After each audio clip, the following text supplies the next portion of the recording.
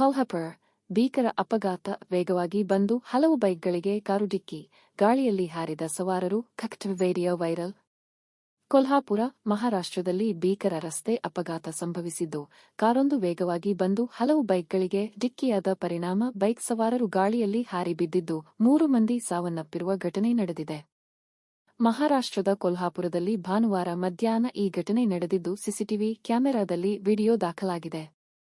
ಕೊಲ್ಹಾಪುರದ ಪ್ರಮುಖ ವೃತ್ತದಲ್ಲಿ ಈ ಘಟನೆ ನಡೆದಿದ್ದು, ವೃತ್ತದಲ್ಲಿ ಹಲವು ಬೈಕ್ಗಳು ಚಲಿಸುತ್ತಿದ್ದಾಗ ವೇಗವಾಗಿ ಬಂದ ಕಾರೊಂದು ಏಕಾಏಕಿ ಬೈಕ್ಗಳಿಗೆ ಡಿಕ್ಕಿಯಾಗಿದೆ.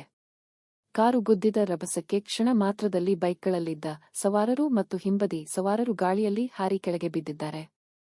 ಈ ಪೈಕಿ ಒಂದು ಬೈಕ್ನಲ್ಲಿ ದಂಪತಿ ಕೂಡ ಇದ್ದು, ದಂಪತಿಯ ಮಗು ಕೂಡ ಗಾಳಿಯಲ್ಲಿ ಹಾರಿ ಬಿದ್ದಿದೆ. ಅಪಘಾತದ ಬಳಿಕ ಕಾರು ಪಲ್ಟಿಯಾಗಿ ಬಿದ್ದಿದ್ದು, ಈ ಅಪಘಾತದಲ್ಲಿ ಕಾರು ಚಾಲಕ ಸೇರಿ 3 ಮಂದಿ ಸ್ಥಳದಲ್ಲೇ ಸಾವನ್ನಪ್ಪಿದ್ದು, 6ಕ್ಕೂ ಹೆಚ್ಚು ಮಂದಿ ಗಾಯಗೊಂಡಿದ್ದಾರೆ. ಈ ಪೈಕಿ 4ರ ಸ್ಥಿತಿ ಗಂಭೀರವಾಗಿದೆ. ಗಾಯಾಳುಗಳನ್ನು ಕೊಲ್ಹಾಪುರ ಆಸ್ಪತ್ರೆಗೆ ದಾಖಲಿಸಲಾಗಿದೆ ಎಂದು ಪೊಲೀಸರು ತಿಳಿಸಿದ್ದಾರೆ.